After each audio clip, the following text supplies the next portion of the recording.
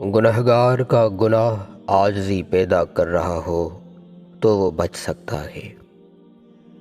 اچھے عمل کی یاد ایک برا لفظ ہمیشہ کے لیے تباہ کر سکتا ہے۔ بہت سارے سوالات سے نکل کر انسان جب ایک سوال میں داخل ہو جاتا ہے تو اس کا سفر واضح ہو جاتا ہے۔ مغرب کے ساتھ اس وقت مقابلہ کرو جب آپ مشرق بن جاؤ۔ جہاں دو راستے آتے ہیں وہاں سوچ آتی ہے۔ جس آدمی کے پاس راستہ ہی ایک ہو اسے سوچنے کی ضرورت ہی کوئی نہیں۔ ایسا رزق جس میں زیادہ محنت بھی نہ کرنی پڑے اور جو حرام بھی نہ ہو رزق کریم کہلاتا ہے۔ وجود گھوڑا ہے اور روح اس کی سوار۔ گھوڑا لاغر نہیں ہونا چاہیے کہ روح بیچاری پریشان ہو جائے، اور گھوڑا خود سر نہ ہو کہ روح کو گرا کر چلا جائے۔ کوئی مسلمان ایسا نہیں جو خوشی کے ساتھ گناہ کرے۔ گناہ بیماری کی طرح کہیں سے لاحق ہو جاتا ہے۔ غم یا پریشانی دراصل انسانی فیصلے اور اللہ کے حکم کے درمیان فرق کا نام ہے۔ ماضی اختیار سے باہر ہوتا ہے، مستقبل غیر یقینی ہوتا ہے۔ حال کا لمحہ اتنا اہم ہے کہ اس کے ذریعے ماضی بھی درست ہو سکتا ہے اور مستقبل بھی۔ جو شخص ہر وقت ایک ہی خیال میں رہے اسے نہ آنے والے واقعات کا ڈر ہے اور نہ ماضی میں ہونے والے عمل کا۔ جو تمہیں اچھا لگتا ہے تم بھی اسے ضرور اچھے لگتے ہو۔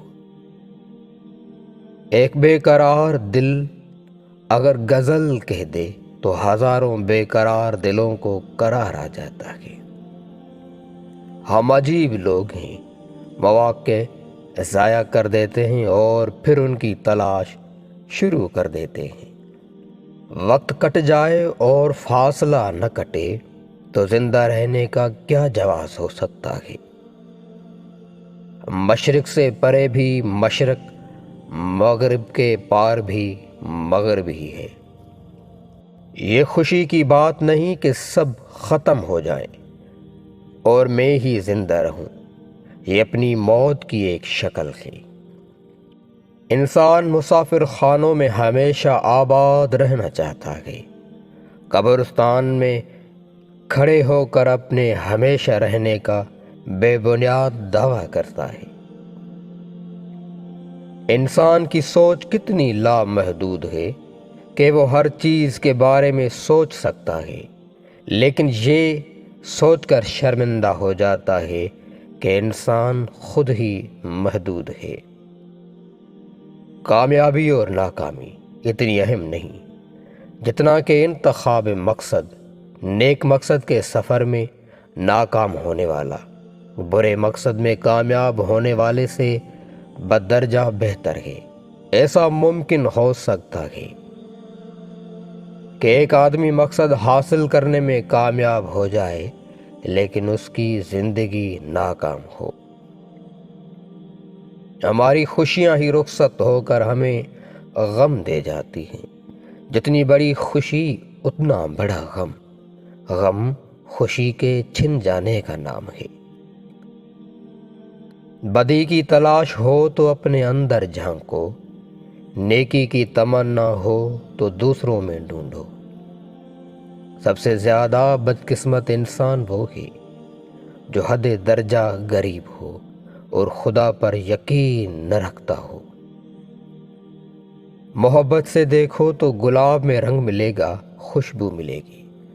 نفرت سے دیکھو تو خار نگاہوں میں کھٹکیں گے۔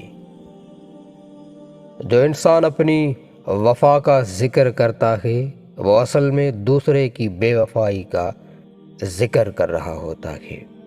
وفا تو ہوتی ہی بے وفا سے ہے۔ حالات اور وقت کی تبدیلیوں سے بدلنے والے تعلقات سے بہتر ہے کہ انسان تنہا رہے۔ انسان کسی کو شریک زندگی بنانے سے پہلے اس کے حال اور ماضی کو دیکھتا ہے، لیکن یہ بھول جاتا ہے کہ اس کی رفاقت میں اس نے مستقبل گزارنا ہے۔ کامیاب ازدواجی زندگی اللہ کا احسان ہے۔ 10 کروڑ غلام مسلمان آزاد مملکت حاصل کر گئے، اور آج 10 کروڑ آزاد مسلمان اس مملکت اور اس کی حفاظت کرنے کا حق ادا نہیں کر رہے۔ رات سورج ہی کے ایک انداز کا نام ہے۔ اللہ انسان پیدا کرتا ہے، انسانوں سے پیار کرتا ہے، اور لوگ عبادت کے بہانے انسانوں سے بیزاری کا اظہار کرتے ہیں۔ ہم خوش فہمیوں اور خوش گپیوں میں اتنے مصروف ہو جاتے ہیں کہ انجام نظر سے اوجھل ہو جاتا ہے۔ ضمیر کی آواز اس خواب گراں سے بیدار کرتی ہے۔ ہم لوگ اسی سائل کو جھڑکی دیتے ہیں جسے ہم کچھ نہیں دیتے۔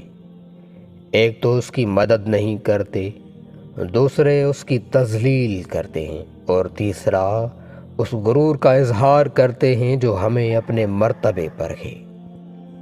اگر انسان صرف اپنے ماں باپ کے عمل سے پیدا ہوتا تو ماں باپ کو یہ حق ہونا چاہیے کہ وہ چاہیں تو بیٹے پیدا ہوں اور چاہیں تو بیٹیاں پیدا ہوں، لیکن ایسا نہیں ہے۔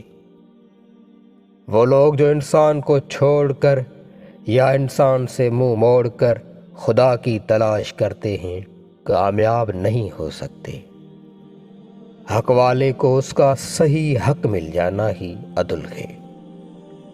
جب تک ہم والدین کے گھر میں رہتے ہیں ہم خوش رہتے ہیں، اور جب اسی مکان میں ماں باپ ہمارے گھر میں رہنے لگیں تو ہم اچھا محسوس نہیں کرتے۔